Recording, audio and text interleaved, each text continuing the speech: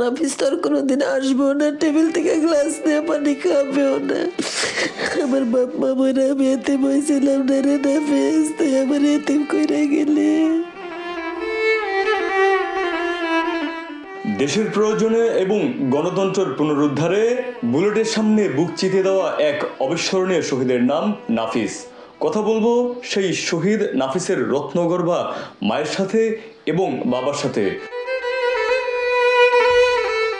সরকারি চাকরিতে কোটা সংস্কার আন্দোলনকে কেন্দ্র করে ছড়িয়ে পড়া সংঘর্ষের গুলিতে মারা যায় গোলাম নাফিস। সে রাজধানীর Banani Vidyaniketan school and college থেকে এসএসসিতে জিপিএ 5 পেয়ে পাশ করে কলেজে একাদশ শ্রেণীতে ভর্তি হয়েছিল। পরিবার সহ থাকতো মহাখালীতে। দুই ভাই তারা। নাফিস ছোট। বাসায় নাফিসের ঘরে একটি বড় ব্যানার টানানো আছে। বনানী বিদ্যানিকেতনের বানানো এই ব্যানারে রিকশার পাদানিতে ঝুলে থাকা মাথায় জাতীয় পতাকা বাঁধা রক্তাক্ত নাফিসের ছবির পাশে তার আগের একটি হাসিমুখের ছবি দেওয়া আছে। নাফিসের মা বলেন, নাফিস বন্ধুদের সঙ্গে বিভিন্ন জায়গায় আন্দোলনে যাচ্ছে এটা পরিবারের সবাই জানতেন। তবে 4 আগস্ট পরিস্থিতি খারাপ বলে যেতে নিষেধ করেছিলেন তারা, কিন্তু ছেলে যখন যাবেই তখন সাবধানে থাকতে বলেছিলেন। ছেলে পেছন থেকে এসে আর জড়িয়ে ধরবে না একথা বলে কান্নায় ভেঙে পড়েন নাফিসের মা নাজমা আক্তার। আজকে বাপ ছেলে কেউ বাইরে যাবে না তোমরা। আজকে ওই ররা নামবে বাংলাদেশের পুলিশের পোশাক পরে। ওরা আব্বু বারবারে বলছিল, এর জন্য বলছিলাম যে আজকে বের হওয়ার দরকার নেই। ওরা আব্বুও বলছে, ওরা আব্বুরও বলছিলাম বের হয়েও না, ও বসায় চেয়ারটাতে। ওরা আব্বু কাপড় পরতেছে 10:30টার দিকে। তখন ও চেয়ারে বসে বলছে আমার কয়টা টাকা দাও। তোর আব্বু বলছে কত দাম, কত আর দিবা, দেও কয় টাকা। ও খুব হাসতেছে, আমার চোখের সামনে দিয়ে গেছে। বলছে আব্বা আব্বা আজকে বাইরে না যাইলো না, আম্মু একটু যাই না, হাইটা এসে বলবো আব্বা আজকে হাঁটতে না যাইলো না, আম্মু একটু যাই না। তো এরকম ও হাঁটতে যায়। আমি ভাবছি রাগের দিকে যায়, হাইটটা আসা পড়বো। ও এরকম হাঁটতে যায়। বাবা তুমি কার সাথে হাঁটতে যাবো? আমরা বন্ধুরা। বাবা বন্ধুরা হাঁটতে যাওয়াটাই তো ঝামেলা, আজকে না যাইলো না, আম্মু একটু যাই না।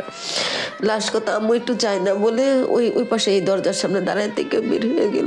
তো আমি ভাবছি আমার ছেলে তো বাইরে যাইতেছে আসতেছে। কান্না জড়িত কণ্ঠে নাফিসের মা বলেন, নাফিস নিজের মুঠোফোন বাসায় রেখে গিয়েছিল। 3টার দিকে এক বন্ধুর মুঠোফোন থেকে মাকে ফোন করে বলেছিল ফার্মগেটের দিকে আছে, সে ভালো আছে, তাড়াতাড়ি বাসায় ফিরবে। কিন্তু বেলা গড়িয়ে সন্ধ্যা হলেও মায়ের বাছাধন আর ঘরে ফিরেনি। 3টায় নাফিস আমাকে কল দেয় আমার ট্যাপে। আমি নামাজ পড়তেছিলাম, তখন আমি নামাজ শেষ করে ফোনটা ধরি।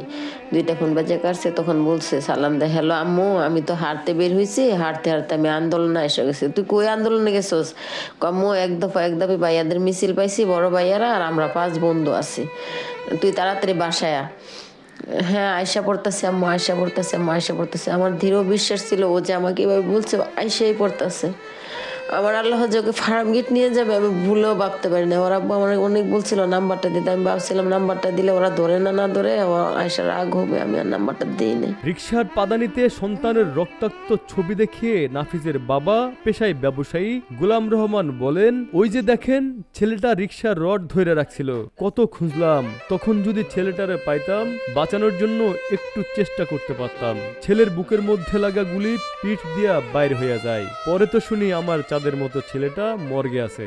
যখন মনে করো আমার ছেলের কোথাও মনে করো ছবি দেখি বা একটা নিউজ দেখি, তখন মনে কর ভিতরে যে কত জ্বালা, কত যন্ত্রণা, এটা আসলে বোঝানোর মতন পৃথিবীতে এমন কিছু নাই যে আপনার টাকা নষ্ট হয়ে গেছে, টাকা রুজি করা যায়, কিন্তু ছেলের ব্যথা। ছোটবেলা থেকেই স্কুলের বিভিন্ন সাংস্কৃতিক অনুষ্ঠানে অংশ নেওয়ার পাশাপাশি স্কাউট বিএনসিসির কার্যক্রমে সক্রিয় ছিল নাফিস। সেই সব ক্রেস্ট আর সনদ, নাফিসের পছন্দের ঘড়ি সহ অন্যান্য জিনিসে হাত বুলিয়ে স্মৃতিচারণ করছিল নাফিসের মা বাবা। ছেলের কলেজের নতুন পোশাক আর ক্রেস্টগুলোই তাদের ছেলের স্মৃতিচারণের শেষ সম্বল। নাফিসের বাবা মায়ের মতো সন্তানের এমন করুণ মৃত্যু যেন যোগ না হয় আর কোনো বাবা মায়ের স্মৃতির পাতায়, এই প্রত্যাশা সকলের। অভি আরিফ, ভোরের পাতা।